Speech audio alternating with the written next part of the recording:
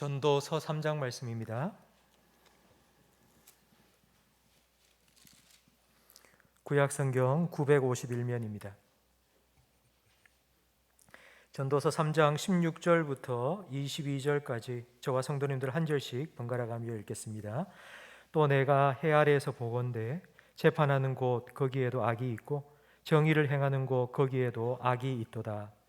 내가 내 마음속으로 이르기를 의인과 악인은 하나님이 심판하시리니 이는 모든 소망하는 일과 모든 행사에 때가 있음이라 하였으며, 내가 내 마음속으로 이르기를 인생들의 일에 대하여 하나님이 그들을 시험하시리니 그들이 자기가 짐승과 다름이 없는 줄을 깨닫게 하려 하심이라 하였노라. 인생이 당하는 일을 짐승도 당하나니 그들이 당하는 일이 일반이라. 다 동일한 호흡이 있어서 짐승이 죽음같이 사람도 죽으니 사람이 짐승보다 뛰어남이 없음은 모든 것이 헛됨이로다. 다 흙으로 말미암았으므로 다 흙으로 돌아가나니 다 한 곳으로 가거니와. 인생들의 혼은 위로 올라가고 짐승의 혼은 아래 곧 땅으로 내려가는 줄을 누가 알랴. 함께 읽습니다. 그러므로 그러므로 나는 사람이 자기 일에 즐거워하는 것보다 더 나은 것이 없음을 보았나니 이는 그것이 그의 몫이기 때문이라. 그의 뒤에 일어날 일이 무엇인지를 보게 하려고 그를 도로 데리고 올 자가 누구이랴. 아멘. 우리가 1년 만에 만나는 것 같습니다.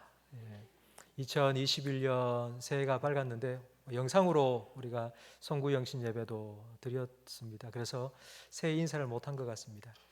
2021년 새해에 하나님 주신 복을 더 풍성히 누리시기를 주님의 이름으로 축복합니다. 그리고 여러분의 가정마다 하나님을 예배하는 가정재단이 든든히 세워져서 믿음의 가정으로 더 굳건하게 설 수 있기를 주님의 이름으로 축복합니다.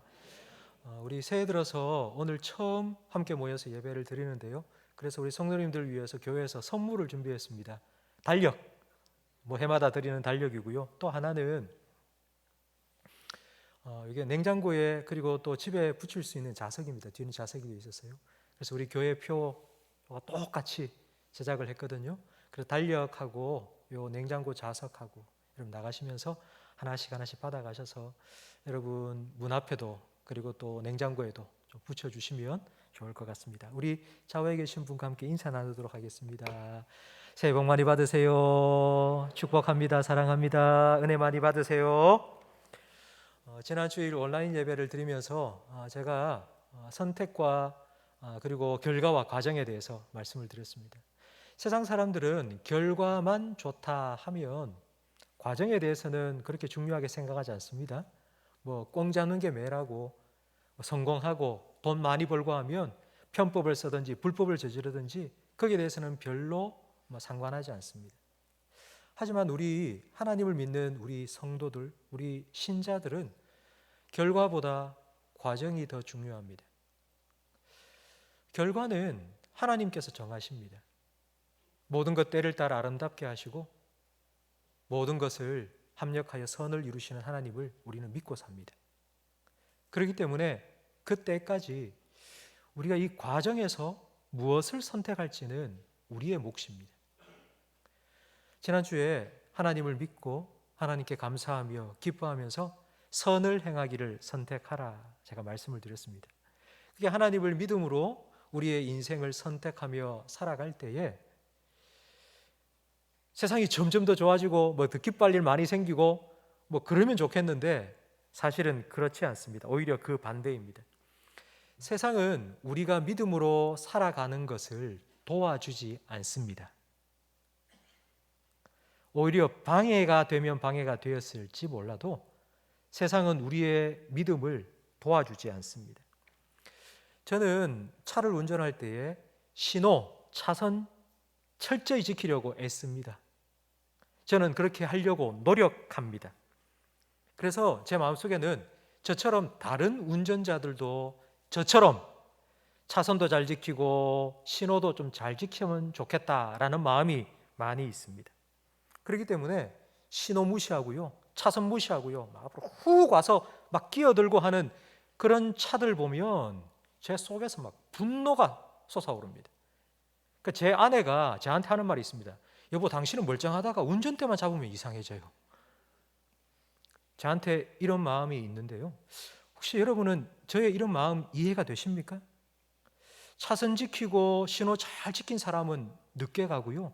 오히려 위반한 사람이 더 빨리 가는 거예요.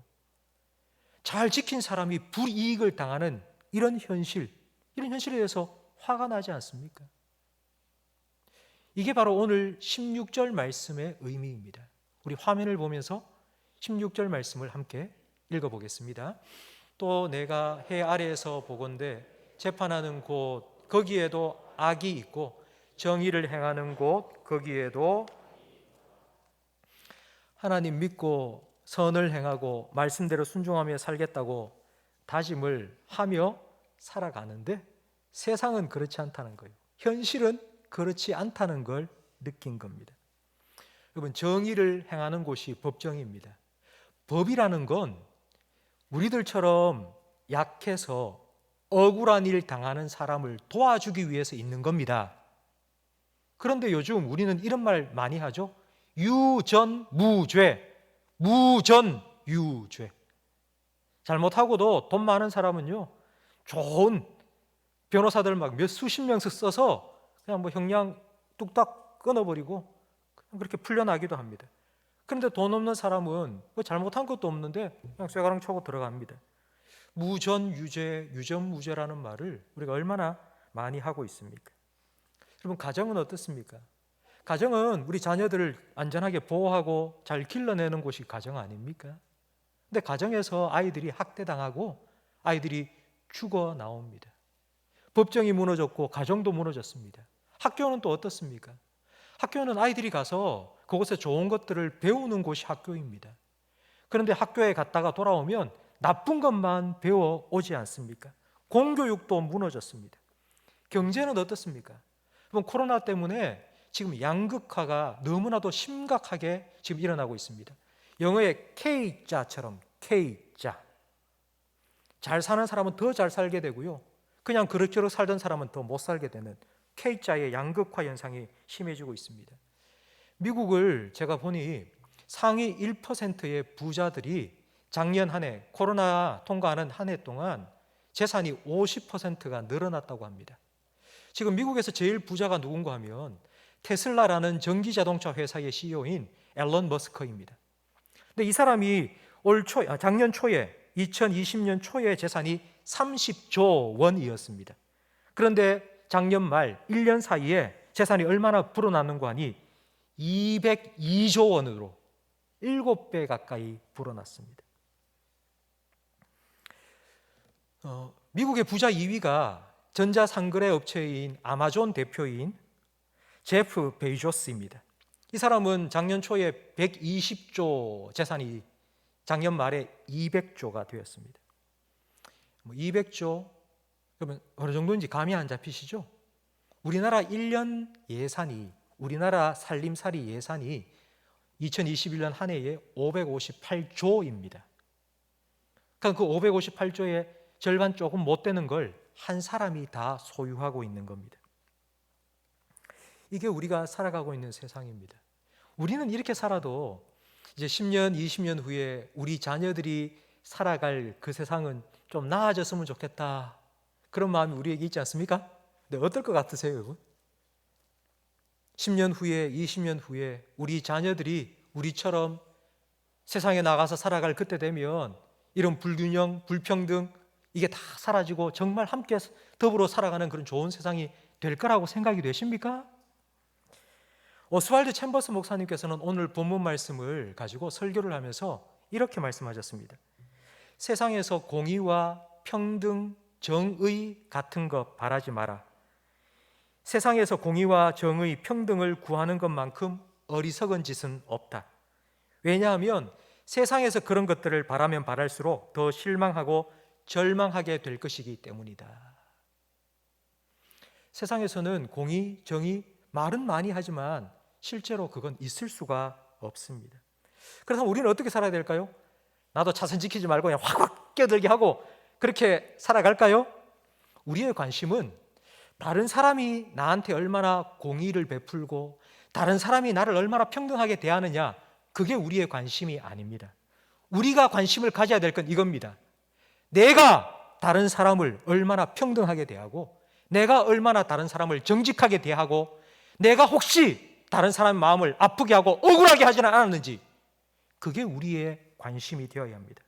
왜냐하면요, 우리는 하나님을 믿는 사람이기 때문입니다.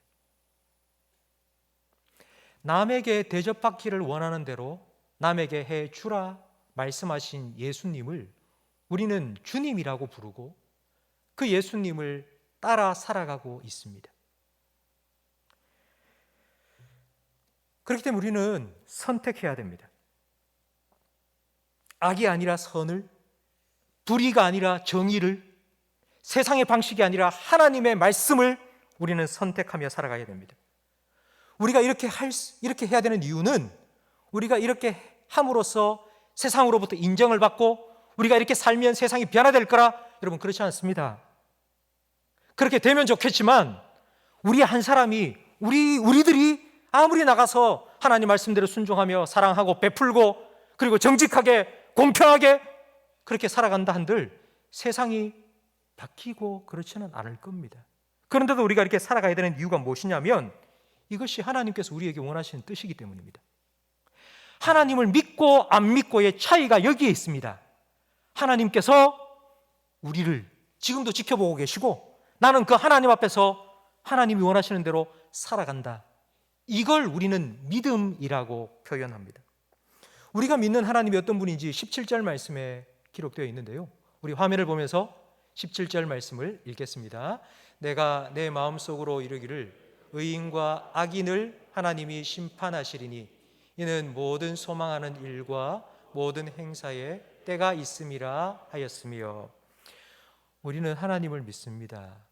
그 하나님은 어떤 분이냐 하면 하나님은 의인과 악인을 심판하시는 분입니다. 모르는 것 같은데, 사람은 모르는 것 같은데 하나님은 다 보시고 선과 악을 공정하게 공의롭게 심판하시는 분이라는 걸 우리는 믿고 삽니다. 여러분, 그런데 이런 하나님이 계시다면 왜 세상이 아직 이럴까요? 하나님이 공정하게 공의로 심판하시는 분이라면 세상이 좀 달라져야 되지 않겠습니까? 그런데 왜 세상은 여전히 죄와 악이 가득한 세상이 되었습니까? 그 이유가 17절 말씀 하반절에 보면 나옵니다. 거기 보면 이는 모든 소망하는 일과 모든 행사에 때가 있기 때문입니다. 하나님은 심판하시는데 그 하나님의 심판하실 때가 아직 되지 않았기 때문입니다. 왜 하나님께서는 좀 꾸무정 거리실까요? 표현이 좀 그렇습니다만은 왜 하나님 빨리 좀 심판을 하시고 정의와 공의를 이 땅 가운데 펼치시면 좋겠는데 왜 하나님은 왜 이렇게 늦으실까요? 그 이유가 무엇일까요? 하나님 심판이 늦어지는 이유, 늦추시는 이유가 18절 말씀에 나오는데 우리 18절도 화면을 보면서 함께 읽겠습니다. 내가 내 마음속으로 이르기를 인생들의 일에 대하여 하나님이 그들을 시험하시리니 그들이 자기가 짐승과 다름이 없는 줄을 깨닫게 하려 하심이라 하였노라. 아멘. 하나님의 심판이 늦춰지는 이유는 바로 그 늦어지는 그 시간이 인생들을 시험하고 테스트하는 기간이기 때문입니다. 하나님께서 인생을 테스트한다 이 말은 하나님께서 인생이 무엇인지를 잘 모르기 때문에 알기 위해서 시험한다, 테스트한다 그런 의미는 절대로 아닙니다. 하나님은 우리의 중심을 아시는 분입니다. 우리의 마음속의 생각까지도 다 아시는 분입니다. 하나님께서 우리를 시험하신다. 그래서 무엇을 깨닫게 하기를 원하시냐면 하나님께서 이 시간을 통해서 우리의 존재가 어떠한지를 드러내시고 그리고 우리가 우리 스스로 내가 어떠한 존재인지를 깨닫도록 하기 위해서 하나님께서는 심판을 늦추시며 지켜보고 계신다는 의미입니다. 만약 하나님이 계시지 않는다, 하나님의 심판의 때가 없다고 생각한다면 18절 마지막에 나온 것처럼 인생은 짐승과 다를 바 없이 살아갈 수밖에 없습니다. 본가에 제 어머니는요, 어항을 하나 가지고 계십니다. 이만한 큰 어항인데 그 어항에 구피라는 아주 조그마한 물고기를 키우십니다. 처음에는 한 몇 마리 얻어와서 키우셨는데요, 그게 지금 한 70마리 정도 됩니다. 바글바글하게 막 있는데요, 사람이 다가가기만 해도 손가락만 톡 떼도요 먹이 주는 줄 알고 막 확 몰려드는 게 어떨 때 보면 징그럽기도 하고 어떨 때 보면 참 재미있다 느낄 때도 있습니다. 그런데 제가 한 번은 기겁을 했습니다. 그 구피가 새끼를 낳는데요, 자기가 새끼를 놓고는 돌아서서 그 새끼를 잡아먹는 거예요. 그래서 깜짝 놀랐습니다. 참 이게 짐승인가? 이게 물고기가 그 정도밖에 안 되는가 싶은 거예요. 그런데 그 어항 속에 일어나고 있는 일이 지금 우리 주변에 일어나고 있지 않습니까? 가정에서 그와 같은 일들이 지금 일어나고 있습니다. 여러분은 솔로몬의 지혜로운 판결을 다 아실 겁니다. 두 여자가 한 아이를 데리고 와서는 서로 자기 아들이래요. 그래서 솔로몬 임금님한테 판결을 내려달라 하니 솔로몬이 칼을 가지고 와라, 아이를 쪼개라, 반반 나누어 가져라. 그러자 한 어머니가 하는 말이 찬성이요, 찬성, 쪼개주세요 라고 말했습니다. 여러분, 3000년 전이나 3000 후 오늘날이나 이와 같은 일이 계속해서 우리 살아가는 이 땅 가운데 일어나고 있습니다. 하나님이 없다면 무슨 일을 못하겠습니까? 점점 이와 같은 일들이 심해지고 있는데 그 이유는 하나님이 없으면이라는 생각이 아니라 실제로 하나님이 없다고 하나님의 존재를 지워버리려는 시도가 계속해서 일어나고 있기 때문입니다. 하나님을 지워버린다, 그게 무슨 의미인지를 제가 역사의 이야기를 통해서 들려드리겠습니다. 1859년 어떤 한 사람이 책을 썼습니다. 근데 그 책은요, 성경책을 대신할 만큼 강력한 책이 되었습니다. 그 책이 무엇인가 하면 다윈이 쓴 종의 기원이라는 책입니다. 종의 기원은 성경 창세기 1장 1절을 완전히 뒤집어 버립니다. 하나님께서 사람을 창조하신 게 아니라 아메바가 있는데 그게 원숭이가 되고 그 원숭이가 몇만 년이 지나면서 인간이 되었다. 그게 바로 종의 기원이라는 책입니다. 그 책이 나오자 성경을 완전히 대체해 버렸습니다.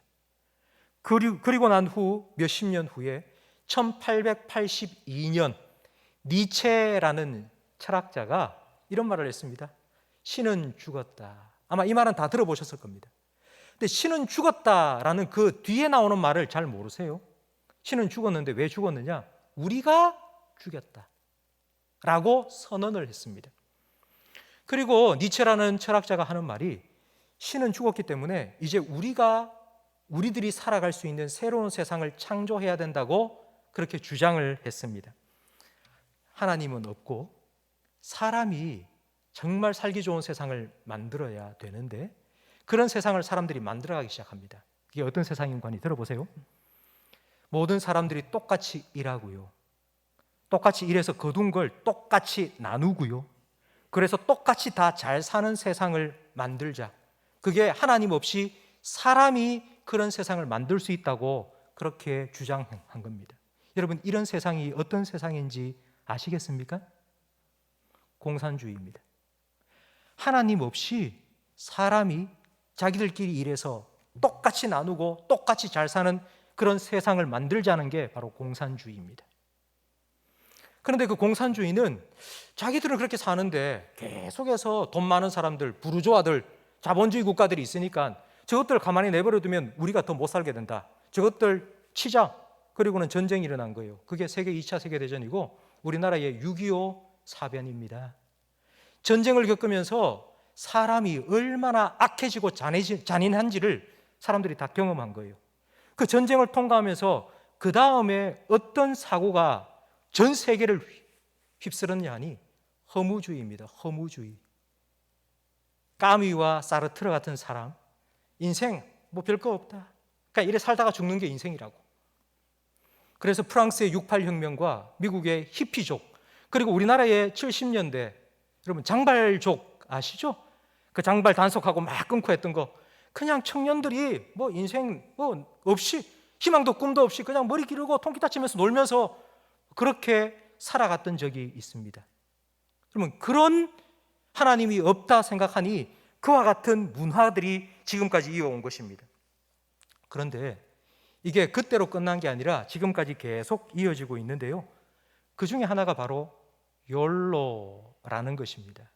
욜로라는 말을 아마 다 들어보셨을 겁니다. 이 욜로라는 말의 뜻은요, You only live once. 네 인생 딱 한 번뿐이야. 한 번뿐인 인생 네 즐기면서 네 마음대로 살아. 바로 이런 의미입니다.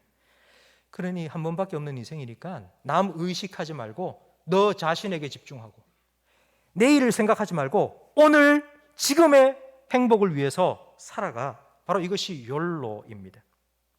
여러분, 요즘 청소년들, 청년들 플렉스라는 말을 많이 합니다. 플렉스라는 말의 의미는 과시한다입니다. 내가 시계를 샀는데 이거 200만 원짜리야. 내가 차를 샀는데 1억 5천짜리야. 그런 거 막 사진 찍어서 올립니다. 그럼 플렉스라고 말합니다. 그러면요, 거기에 전부 댓글로 와 멋있다, 와 짱, 정말 부럽습니다, 뭐 이런 얘기 쭉 올라오는 거예요. 여러분, 과연 그럴까요? 하나밖에 없는, 한 번밖에 없는 인생, 하고 싶은 거 다 하면서, 사고 싶은 거 다 사면서 그렇게 살아가는 그 인생이 정말 사람다운 삶일까요? 정말 행복한 걸까요? 여러분, 현실은 그렇지 않습니다. 인터넷에 한 아내가 올린 글을 제가 설교를 준비하면서 봤습니다. 그 글의 제목이 이겁니다. 욜로 타령하는 남편 골로 보내고 싶다. 그러면서 쭉 글을 썼는데 제가 거기에 나오는 뭐 남편 욕하는 욕 다 빼고요, 제가 좀 괜찮은 부분만 딱 잘라서 읽어드리겠습니다. 누군 놀 줄 몰라서 못 노냐? 어디냐 물어보면 힘들어서 바람 좀 쐬러 나왔단다. 갑자기 차를 바꾸고 싶다고 난리. 2년 전 새 차를 사면서 할부도 안 끝났는데 왜 차를 사느냐고 물으니 한 번밖에 없는 삶인데 외제차 타고 싶단다. 한 번뿐인 인생 특별한 경험을 해보고 싶단다. 그래서 내가 남편한테 나도 한 번뿐인 인생 이혼도 해보고 재혼도 해보고 살인도 해보고 싶다. 그러니 남편이 입을 꾹 다물더라. 여러분, 어떻게 생각하세요? 한 번뿐인 인생 살면서 내 하고 싶은 것 다 하면서 그렇게 마음껏 산다. 이게 정말 사람다운 삶이라고 생각하십니까? 이게 정말 행복하다고 생각되십니까? 이게 정말 멋진 인생이라고 생각하십니까? 이게 정말 폼나는 인생이라고 생각하십니까?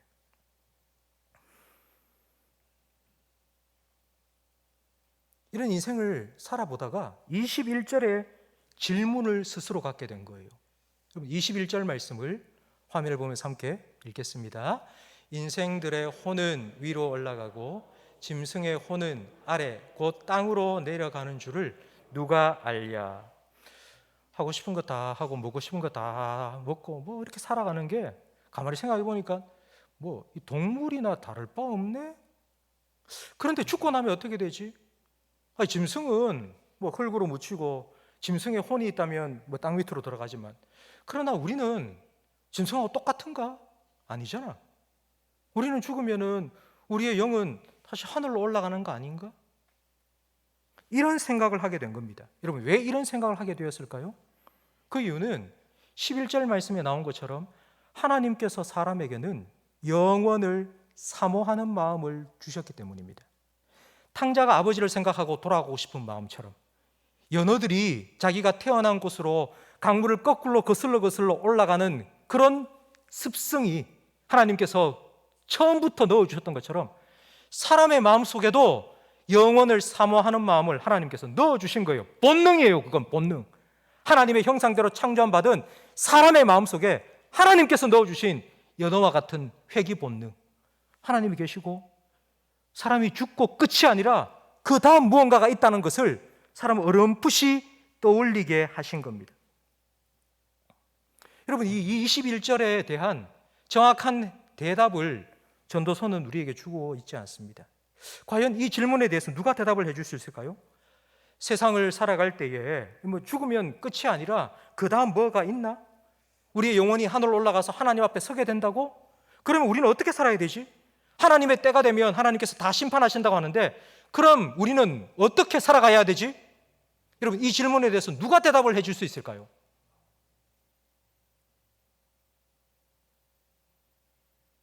이렇게 살아보고 그러다가 죽었다가 죽은 이후에 다시 살아난 사람이 있다면 이 질문에 대해서 대답해 주지 않겠습니까? 그런데 그분이 한 분 계세요. 이렇게 살다가 죽고 다시 살아나셔서 영원한 삶이 있다는 것을 우리에게 가르쳐 주신 분, 그분이 바로 예수님이십니다. 그러면 16절 말씀에 보면 재판하는 곳에 악이 있어요. 예수님은 빌라도의 재판정에서 악을 경험했어요. 예수님은 하나님의 아들이세요. 죄가 없으신 분이에요. 그러나 사형 선고를 받았습니다. 정의가 있어야 될 그곳에서 예수님은 불의를 경험하셨습니다. 그리고 17절 말씀처럼 하나님의 심판이 늦어지는 거예요. 하나님 빨리 오셔서 날 구원해 주시지. 엘리 엘리 라바 사박다니 어찌하여 나를 버리십니까? 아무리 부르짖어도 하나님께서는 그 기도에 응답해 주지 않으셨습니다. 그렇게 예수님은 십자가에 달려 죽어 가셨습니다. 그리고 무덤에 묻히셨죠. 모든 것이 끝난 것처럼 보였습니다. 3일이 지났습니다. 3일. 그리고 3일이 지나고 하나님의 때가 되었을 때 하나님께서는 예수님을 죽음에서 일으켜 주셨고 무덤에서 다시 불러내 주셨습니다. 우리가 볼 때는 늦은 것 같고 우리가 볼 때는 다 끝난 것 같았지만 그러나 하나님의 때가 되자 하나님께서는 예수님을 다시 일으켜 주셨고 다시 살려 주셨습니다. 하나님의 때가 있습니다. 그걸 믿기 때문에 아버지여 내 영혼을 아버지께 부탁드립니다. 예수님께서는 아버지께 맡기고 기다렸던 것입니다. 무덤에 머물러서 3일 동안이나 예수님께서는 내 때가 아니라 하나님의 때가 이루어지기를, 하나님의 뜻이 이루어지기를 기다리고 기다리셨던 것입니다. 사람들의 침뱉음 당하고 조롱당하고 욕당하고 그래도 자기가 가야 될 그 길을 묵묵히 걸어가신 예수 그리스도처럼 그 예수님과 함께 우리에게 주어진 우리의 삶을 묵묵히 한 걸음 한 걸음 걸어가고 살아가는 것, 바로 이것이 사람답게 살아가는 것입니다. 여러분, 세상 사람들로부터 와, 저 사람 정말 대단해, 저 사람 이번에 또 뭐 샀대, 저 사람 뭐 어떻게 됐대, 여러분 그런 얘기 듣는 게 사람답게 사는 게 아니고요, 하나님 앞에서 하나님께서 우리에게 주신 그 길을, 그 삶을 묵묵히 살아가는 것, 그게 사람답게 살아가는 것입니다. 이것이 바로 22절 말씀의 의미입니다. 여러분, 22절 말씀을 화면을 보면서 함께 읽겠습니다.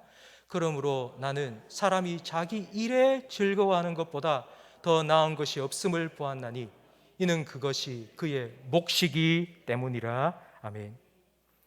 여러분,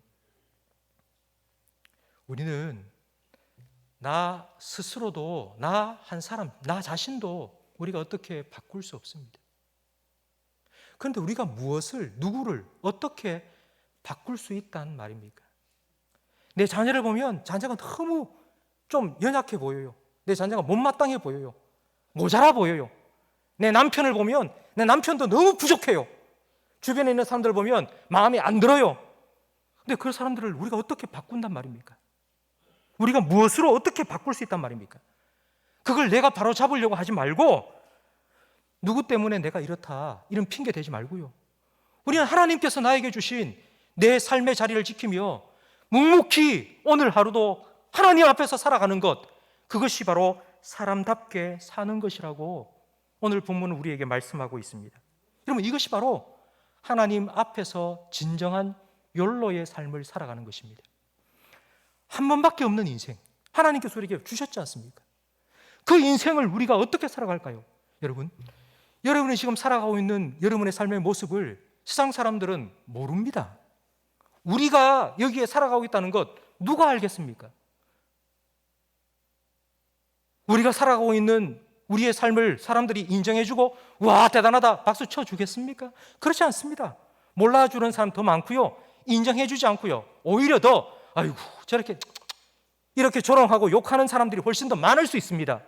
그럼에도 우리가 우리 있는 자리에서 최선을 다해서 하나님 위해 살며 조금이라도 나누고 베풀고 섬기며 사랑하고, 비록 코로나 때문에 정말 수입이 끊어졌다 할지라도 에이 나도 그냥 확, 그게 아니라 하루하루 주어진 삶에 감사하며 최선을 다해 살아가는 그 모습, 바로 그것이 하나님 앞에서 우리의 삶을 즐거워하며 내게 맡겨주신 내 몫의 삶을 살아가는 삶입니다. 여러분, 이렇게 살아갈 때 세상은 우리를 인정해 주지 않는다 할지라도 하나님께서는 우리를 인정해 주실 거예요. 하나님께서는 우리를 지켜보고 계시니까요. 하나님께서 우리에게 맡겨주신 삶의 자리, 그건 우리가 아니고서는 아무도 할 수 없는, 하나님 보시기에 유일한 자리이기 때문에 우리가 그 자리를 지키며 살아가면 하나님께서 우리를 인정해 주실 거예요. 세상 사람들은 몰라줘도 하나님은 인정해 주실 거예요. 여러분이 주부로, 여러분이 학생으로, 직장인으로, 어디에서든지 여러분이 살아오는 그 자리에서 주님과 함께 주님 앞에서 한 번뿐인 이 인생을 살아가면 하나님께서 여러분의 삶을 인정해 주시고, 잘했다, 착하고 충성된 종아, 주님께서 여러분의 삶을 축복해 주실 것입니다. 성도 여러분, 이런 하나님의 때를 기다리면서 하나님께서 우리에게 맡겨주신 우리의 삶의 몫을 오늘도 내일도 주님 앞에서 주님과 함께 묵묵히 감당하시며 걸어가시는 저와 우리 모든 성도님들의 삶이 되기를 주님의 이름으로 축복합니다. 오늘 말씀을 생각하시면